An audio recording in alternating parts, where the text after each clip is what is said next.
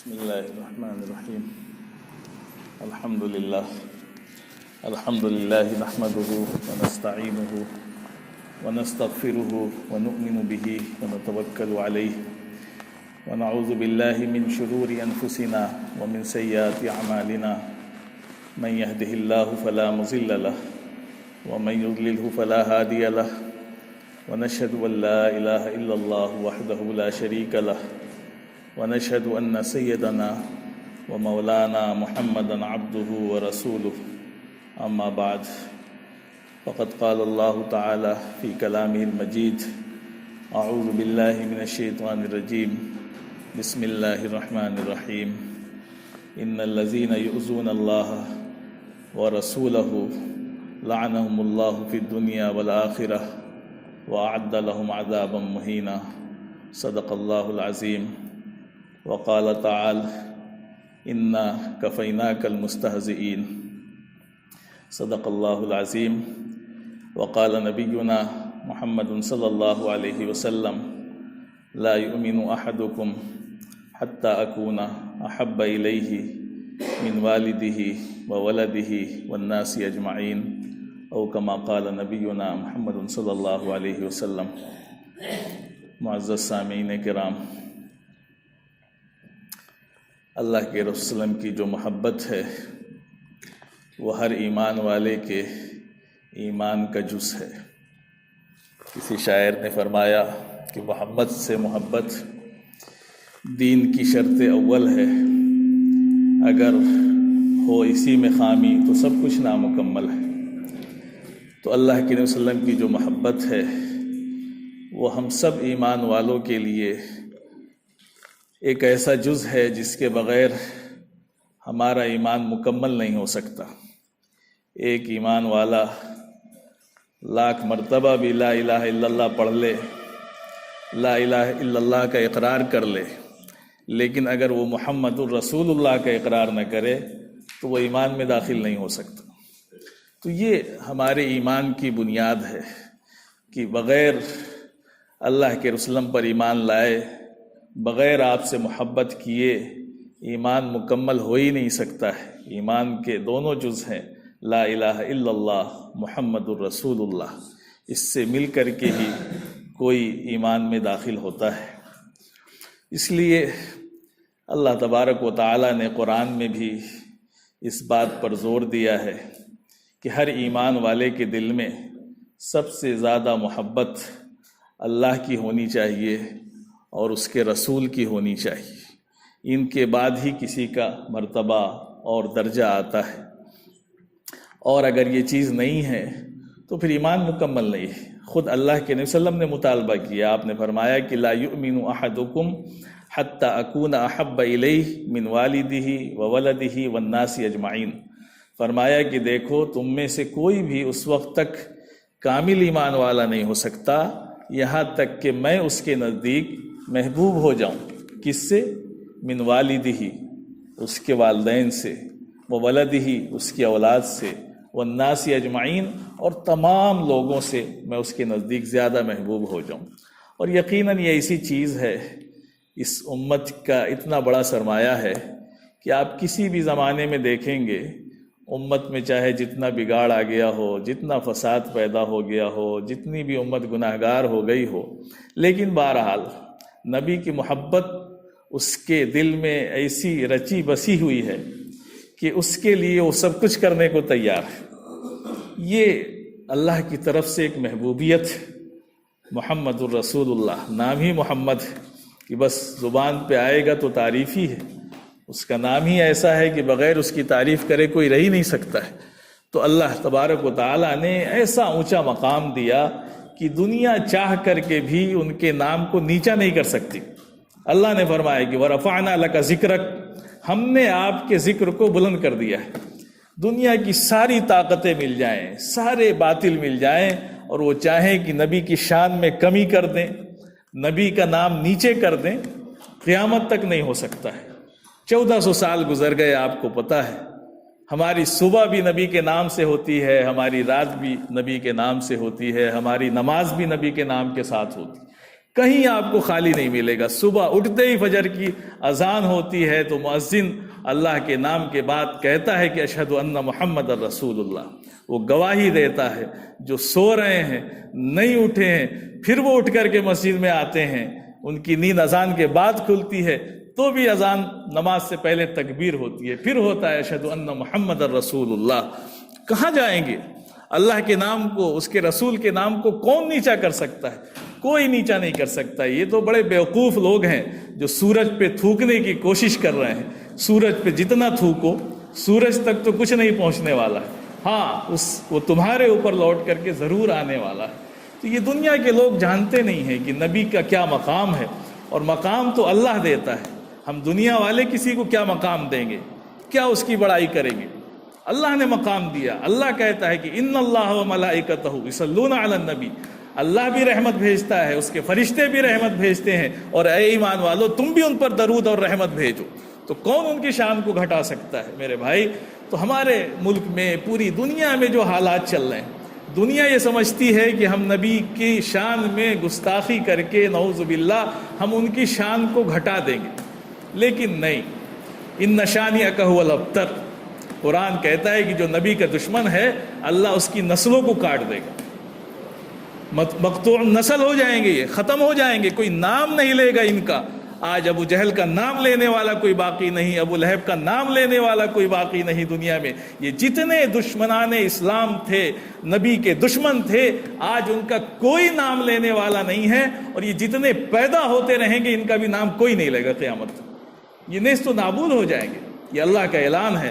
اللہ نے قرآن میں فرمایا کہ ان الذین یؤذون اللہ ورسولہ, کہ جو اللہ کو, اس کے رسول کو تکلیف پہنچائے گا, تو فرمایا کہ لعنہم اللہ فی الدنیا والآخرہ, ان کے لیے دنیا میں بھی لعنت ہے اور آخرت میں بھی لعنت ہے.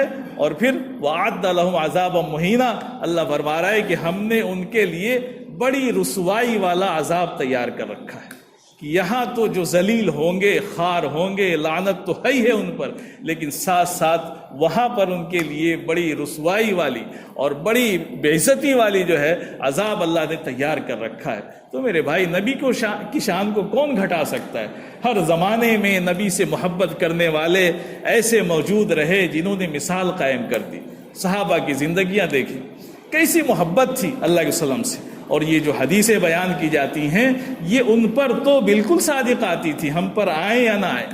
لیکن بہرحال ہر زمانے میں لوگ ایسے رہے ہیں کہ جن کو اللہ کے نبی سے, اپنی جان سے, اپنی مال سے, اپنی اولاد سے, اپنے مکان سے, ہر چیز سے زیادہ محبت رہی ہے. آج بھی ایمان والا اپنے باپ کو گالی سنے تو برداشت کر سکتا ہے, اپنی ماں کو گالی سنے تو ایک بار برداشت کر سکتا ہے, اپنے گھر والوں کے لیے گالی سنے تو برداشت کر سکتا ہے, لیکن نبی کی شان میں کوئی گستاخی کرے, ناموس رسالت پر کوئی حملہ کرے, تو ایمان والا چاہے جتنا گیا گزرا ہو وہ برداشت نہیں کر سکتا ہے. یہ ایک ایمان والوں کی کیفیت ہے. اللہ نے ایسی محبت دلوں میں پیدا کر دی ہے. اور یہ زندگیاں تھی صحابہ کی. صحابہ کی زندگی میں آپ جھانک کر کے دیکھیں گے ایسی ہی محبت تھی اللہ کے وسلم سے صحابہ کو, کہ وہ اپنی نہ اولاد کی پرواہ کرتے تھے. اگر کوئی بیٹا مسلمان ہے تو اپنی باپ کی پرواہ نہیں کرتا تھا اللہ کے وسلم کے مقابلے میں, اور اپنے بھائی, خاندان, کسی کی پرواہ نہیں کرتے تھے. اللہ کے نبی صلی اللہ علیہ وسلم کی محبت میں ایسی مثالیں آپ کو سینکڑوں مثالیں مل جائیں گی. آپ کو پتا ہے کہ عبداللہ ابن ابی جو منافقین کا سردار تھا, اس کے بیٹے تھے عبداللہ, ان کا بھی نام عبداللہ تھا, عبداللہ بن عبداللہ. سچے پکے مسلمان تھے وہ, اور اللہ کے وسلم کے بڑے چہیتے تھے وہ. ایک مرتبہ اس نے جو ہے, ان کے باپ نے, عبداللہ ابن ابی نے اللہ کے وسلم کی شان میں گستاخی کی, تو وہ تلوار لے کر کے گھر کے دروازے پر کھڑے ہو گئے اپنے باپ کے لیے, اور کہا کہ تم کو یہ کہنا پڑے گا کہ ہم ذلیل ہیں اور اللہ اور اس کے رسول باعزت ہے. تو ان کو لگا کہ یہ مذاق کر رہا ہے, یہ ہمارا لڑکا ہے مذاق کر رہا ہے. تو وہ شروع میں بڑے ویسے ہی تھے, کہا کہ ارے چلو ہٹو. تو اس نے کہا کہ نہیں, یہ مذاق نہیں ہے, یہ حقیقت ہے. اگر تم نے یہ کہا نہیں کہ میں ذلیل اور اللہ اس کے رسول باعزت, تو تم کو گھر میں داخل نہیں ہونے دیں گے, گردن مار دیں گے. تم نے کیسے گستاخی کی نبی کے شان میں. تو یہ حالت تھی کہ اپنے باپ کو نہیں گھسنے دیا. حضرت بکر صدیق رضی اللہ عنہ ان کے ایک صاحبزادے ایمان نہیں لائے تھے، تو بعد میں جب وہ ایمان لائے تو انہوں نے کہا، حضرت بکر صدیق سے کہا کہ ایک مرتبہ جنگ میں جب جنگ چل رہی تھی تو آپ میرے تلوار کی زد میں تھے اور میں آپ کی چاہتا تو گردن مار دیتا، لیکن میں نے چھوڑ دیا اس لیے کہ میرے باپ تھے آپ۔ تو حضرت بکر صدیق نے پلٹ کر کے کہا کہ ٹھیک ہے، لیکن تم اگر میری تلوار کی زد میں آ جاتے تو میں تم کو نہیں چھوڑتا۔ یہ محبت رسول تھی کہ وہاں اولاد بھی قربان، مال بھی قربان، جان بھی قربان، سب کچھ قربان ہے۔ ایک صحابی جنگ میں شریک ہوئے، ایک جنگ چل رہی تھی اور اس کے بعد اللہ کے وسلم نے جنگ کے بعد ان صحابی کا نام لے کر کے کہا کہ جاؤ اور تلاش کرو ان کو اور جا کر کے ان سے میرا سلام کہنا۔ تو صحابی گئے ان کو تلاش کرنے، تلاش کرتے کرتے جب وہ ملے تو بڑی زخمی حالت میں تھے، آخری وقت تھا ان کا۔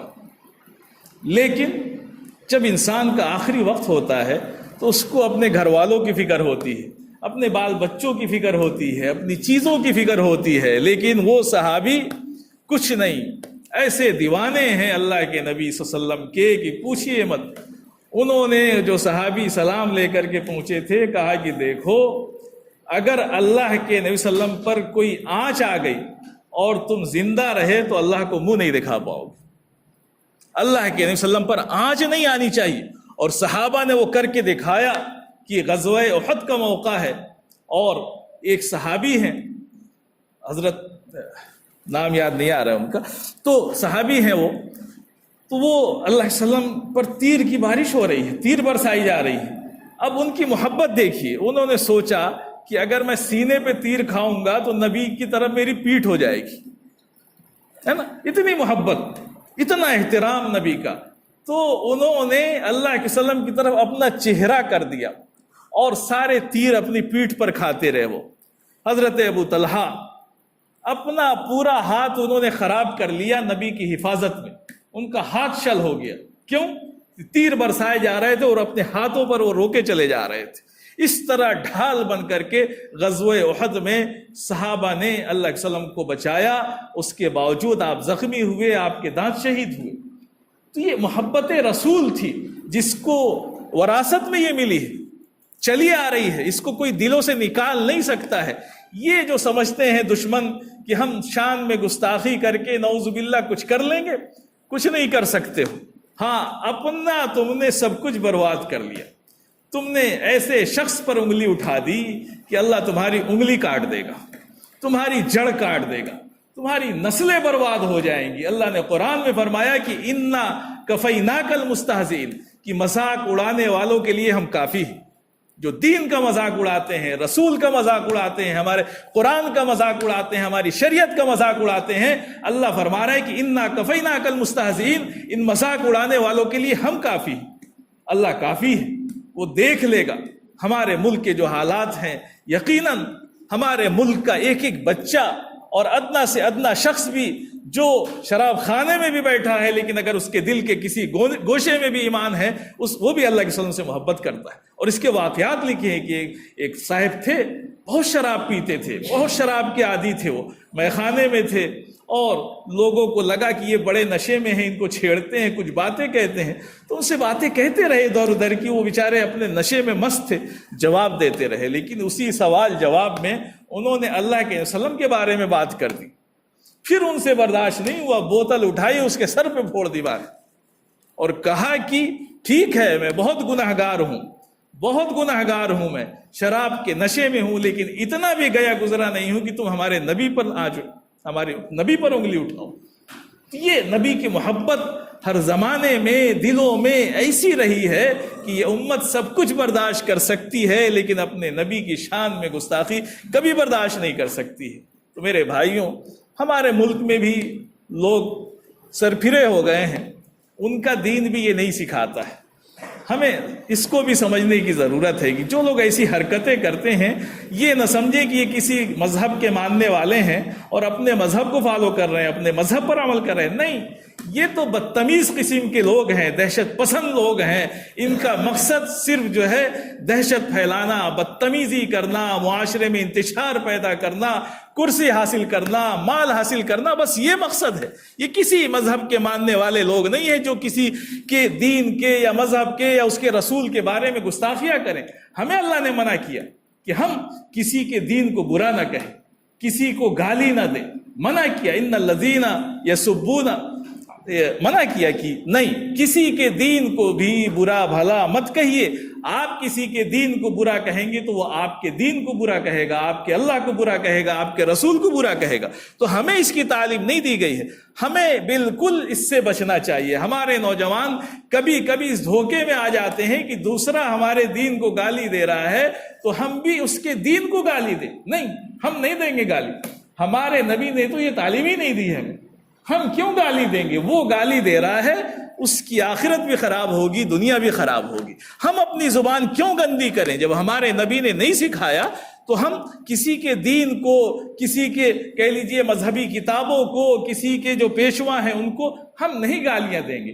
اس لیے ہماری طرف سے ایسا کبھی نہیں ہوا۔ آپ پوری تاریخ اٹھا کر کے دیکھ لیں گے تو ہمارے جو دین کے ماننے والے ہیں، علماء ہیں، بڑے ہیں، کبھی انہوں نے ان کے دین کو، ان کی کتابوں کو یا ان کے جو بڑے ہیں ان کو برا بھلا نہیں کہا۔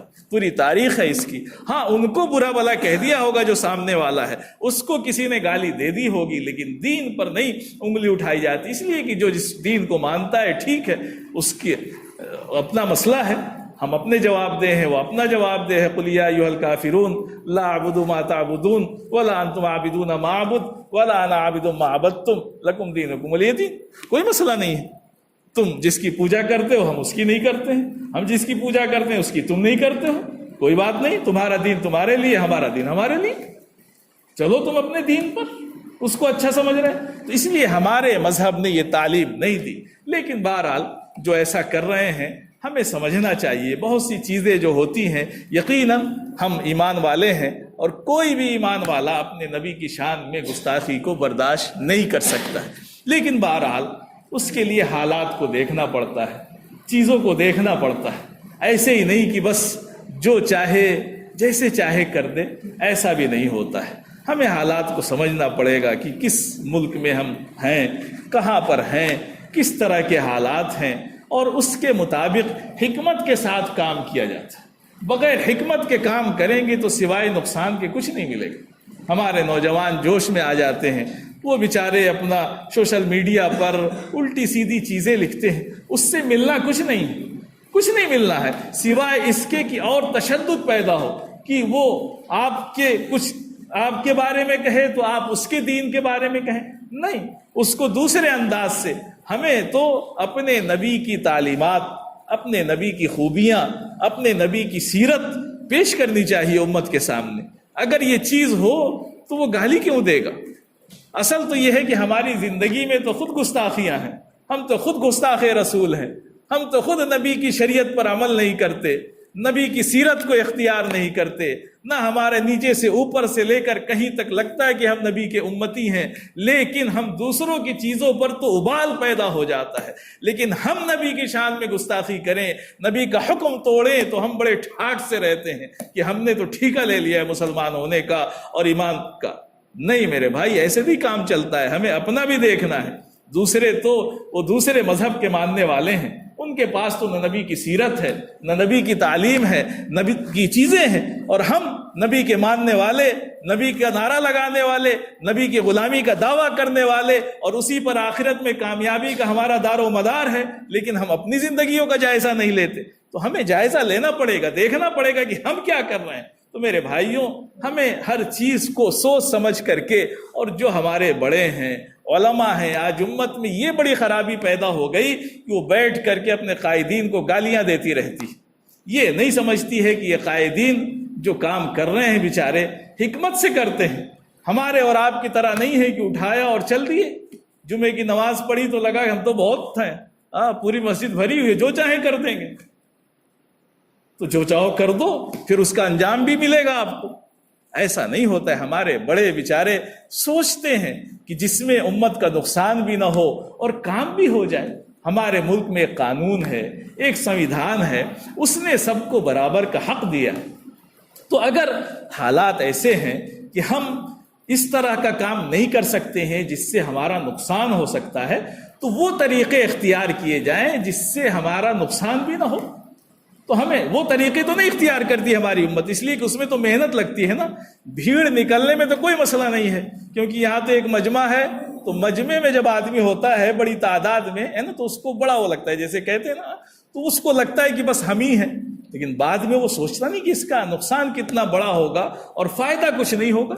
تو اس طرح کے حالات پیدا کیے جا رہے ہیں۔ جب ہمیں معلوم ہے کہ ہماری حکومت کیسی ہے، وہ ہمارے ساتھ کیا کر سکتے ہیں، کہاں تک وہ جا سکتے ہیں، تو ہم اگر ان کو موقع دیں گے تو ظاہر سی بات ہے وہ تو موقع کی تلاش میں ہے، تاک میں بیٹھے ہوئے ہیں۔ تو ہمیں بھی اپنی حکمت سے کام کرنا چاہیے۔ آپ دیکھیں کہ اتنا بڑا ملک ہے، تقریباً 30 کروڑ کی آبادی ہے مسلمانوں کی، اگر کسی نے اللہ کے وسلم کی شان میں گستاخی کی تو اس علاقے کے جو بڑے بڑے لوگ تھے، جو سمجھدار لوگ تھے، ان میں سے کتنے لوگ تھانے میں گئے اور جا کر کے کہا کہ آپ FIR کریے، اس نے ہمارے مذہب پر کہہ لیجیے انگلی اٹھائی، ہمارے نبی کی شان میں گستاخی کی؟ کوئی نہیں گیا، عدالت لوگ نہیں گئے۔ اتنا بڑا ملک، لاکھوں کی تعداد میں FIR ہونی چاہیے تھی، پورے ملک میں چند FIR، کچھ بمبئی میں ہو گئی، 2-4 ادھر ادھر بس، اور سناٹا، اور بھیڑ لے کے نکل گئے۔ نقصان پوری امت کا۔ عدالت کوئی نہیں جائے گا کہ ہاں پیسے والے ہو تو سب مل کے عدالت جاؤ اور جا کر کے ایک پٹیشن ڈالو وہاں پہ، جب چاروں طرف سے پڑے گی تو دباؤ پڑے گا عدالت پہ۔ تو جو ہمیں قانون نے حق دیا اس کا استعمال مسلمان نہیں کرے گا، ہاں سڑکوں پہ اتر جائے گا، اپنا نقصان کرے گا، امت کا نقصان کرے گا، پوری دنیا میں ایک الگ سے جو ہے بے عزتی ہوگی، اور وہ تو اپنی سازش میں کامیاب ہو جاتے ہیں۔ وہ تو ایسے موقع کی تلاش میں ہے، آپ نکلیے سڑک پہ، انہی کا آدمی پتھر مارے گا، انہی کا آدمی پتھر مارے گا۔ ان کو پتا ہو گیا کہ آج بھیڑ نکلنے والی ہے، 10 آدمی ٹوپی پہن کے آ جائیں گے، وہ مار دیں گے پتھر، اور نقصان کس کا ہوگا؟ آپ کا ہوگا۔ تو میرے بھائیوں، یہ امت ایسی نہیں ہونی چاہیے۔ ہمیں تو اپنے بڑوں کی سرپرستی میں کام کرنی چاہیے۔ ہمارے بڑے باقاعدہ اعلان کر رہے ہیں کہ بھائی کوئی احتجاجی مظاہرہ نہ کرو، قانونی طور پہ ہم اس کو لڑیں گے جہاں تک ہو سکتا ہے۔ لیکن چند جگہوں پہ آپ نے دیکھا لوگ نہیں مانے، اور کتنا نقصان ہوا، ان کا ذاتی نقصان ہوا۔ ہمارے 2 بھائی شہید ہو گئے جھارکھنڈ میں، ہے نا، اور کتنے ہمارے بھائی جیل میں چلے گئے۔ اب ان کی کب ضمانت ہوگی کچھ پتہ نہیں ہے، اس لیے کہ انہوں نے تو صرف مان لیجئے جوش میں ایک پتھر مارا ہوگا، لیکن ان پہ ایسی دھارائیں لگا دی جائیں گی کہ وہ بیچارے کئی مہینے سڑتے رہیں گے جیلوں میں، اس لیے کہ وہ تو موقع کی تلاش میں تھے۔ موقع مل گیا، جتنی دھارائیں ان کے پاس ہوں گی، قتل سے لے کر کے ڈکیتی سے لے کر کے سارے لگا دیں گے وہ۔ تو میرے بھائیوں، ہمیں اتنا زیادہ وہ نہیں ہونا چاہیے جوش میں۔ نبی کی محبت بے شک ہم سب کے دل میں ہے، اس سے کسی کو انکار نہیں ہے، اور موقع ملے گا تو ہم سب اپنی نبی کے لیے اپنی جان دینے کو تیار ہیں۔ لیکن جب موقع ہو تب جان دیں گے نا، خودکشی تھوڑی کریں گے جا کر کے کہ بے موقع محل پر ہم جا کر کے نکل جائیں، نہیں۔ ہاں جہاں موقع ہوگا، ضرورت پڑے گی، وہاں اپنی جان کا ہم نذرانہ ضرور پیش کریں گے، اس میں پیچھے نہیں رہیں گے۔ اور ہمارے ملک کی، ہمارے علماء کی تاریخ رہی ہے، آپ دیکھیں کہ جب انگریز آئے، معاملہ حد سے بڑھا، تو اس ملک میں سب سے پہلے کس نے فتویٰ دیا جہاد کا؟ ہمارے علماء نے فتویٰ دیا۔ شاہ عبدالعزیز رحمۃ اللہ علیہ نے باقاعدہ فتویٰ دیا کہ اب جہاد واجب ہے، ہر مسلمان ان انگریزوں کے خلاف جہاد کرے۔ تو ہمارے علماء سو نہیں رہے ہیں، وہ جاگ رہے ہیں، لیکن انہیں پتا ہے بڑی بڑی ہماری تنظیمیں ہیں، کام کرتی ہیں۔ آج اگر وہ ایک احتجاج کرا دیں تو کل ان کی تنظیمیں باقی نہیں رہیں گی، ان کے دفتر باقی نہیں رہیں گے، ان کے مدرسے توڑ دیے جائیں گے۔ آپ کیا سمجھ رہے ہیں اتنا آسان معاملہ ہے؟ تو سب کچھ ہم گوا دیں؟ نہیں، کیوں گوائیں گے؟ ہم حکمت سے کام کریں گے، ہم آہستہ آہستہ کام کریں گے، لیکن حکمت سے کام کریں گے۔ تو میرے بھائیوں، ہمیں سوچنا چاہیے، جذبات میں بہہ کر کے کوئی کام نہیں ہوتا ہے۔ اللہ کے وسلم مکے میں تھے، وہاں پر اس بیت اللہ میں جو اللہ کا سب سے بڑا گھر ہے، سب سے عظمت والا گھر ہے، 360 بت رکھے ہوئے تھے، اور وہاں نبی بھی موجود، صحابہ بھی موجود۔ قرآن کہہ رہا ہے کہ کفوا ایدیکم، اپنے ہاتھوں کو روکے رکھو۔ اجازت نہیں ہے لڑنے کی، جہاد کرنے کی، لیکن جب دیکھا اللہ نے کہ مسلمان مضبوط ہو گئے، مدینے میں چلے گئے، طاقتور ہو گئے، تو کہا کہ اب لڑو۔ تو اسلام اس کی تھوڑی اجازت دیتا ہے کہ بے حکمت سے کام کریں، جیسے چاہے اللے تللے جو جہاں چاہے اٹھ کھڑا ہو. نہیں، ہم بڑوں کی سرپرستی میں کام کرتے ہیں، ہمارے بڑے اس ملک میں موجود ہیں، اگر وہ دیکھیں گے کہ ایسے حالات ہیں تو وہ ضرور اعلان کر دیں گے. لیکن ہمیں اپنے طور پر ایسا کام نہیں کرنا چاہیے جس سے پوری ملت کا، پوری امت کا نقصان ہو. تو جو طریقے ہو سکتے ہیں حکمت کے ساتھ ان کو ہم اختیار کریں، ضرور اختیار کریں. لیکن جو چیزیں ہمیں نقصان پہنچا سکتی ہیں اس سے بچنا چاہیے. ہاں ایسے حالات ہوتے ہمارے کہ ہم اس میں کامیاب ہوتے تو ضرور ہم سڑکوں پہ نکل آتے. لیکن اگر سڑک پر نکلنے پر پوری امت کا نقصان ہو رہا ہے اور ہمارے گھر ڈھائے جا رہے ہیں، ہمارے نوجوانوں کو بلا وجہ کی جیلوں میں ڈالا جا رہا ہے، اور ایک جرم کرتا ہے سینکڑوں کو اٹھا کے ڈالا جا رہا ہے، تو میرے بھائیوں ایسے حالات میں ہمیں بہت سوچ سمجھ کر کے قدم اٹھانا چاہیے. تو کوئی ایسا کام نہ کریں. جو ہمارے کہہ لیجئے پولیس ہے وہ بھی اس بات کی کوشش کرتی ہے کہ بھائی کوئی دنگا نہ ہو، فساد نہ ہو، مسائل نہ پیدا ہوں، اور ہمیں بھی جو صحیح کام ہیں ان میں ان کا تعاون کرنا چاہیے کہ ٹھیک ہم آپ کے ساتھ ہیں، آپ ہماری رپورٹ لکھیے، آپ ہمارا میمورینڈم لیجئے، اس کو پہنچائیے. تو جو کام ہمارے ہو سکتے ہیں، جس کی اجازت ہے اتنا کام تو کریں. وہ کام نہیں کرتے ہیں لیکن وہ کام کر بیٹھتے ہیں جس سے نقصان ہوتا ہے. تو میرے بھائیوں یقیناً رسول سے، نبی سے محبت ہے، اور ہمیں تو اپنے رسول سے بھی محبت، سارے رسولوں سے محبت. ہم تو نہ حضرت عیسیٰ کی شان میں گستاخی کرتے ہیں، نہ حضرت موسیٰ کی، نہ کسی کی شان میں. ہمیں سب سے محبت ہے، سب پر ایمان رکھتے ہیں. لہذا ہمیں جیسا دین سکھاتا ہے ہر چیز میں اللہ کے نبی صلی اللہ علیہ وسلم کی سیرت، آپ کی شریعت ہمارے لیے نمونہ ہے. ہم اسی پر رہ کر کے کام کریں گے. اللہ تبارک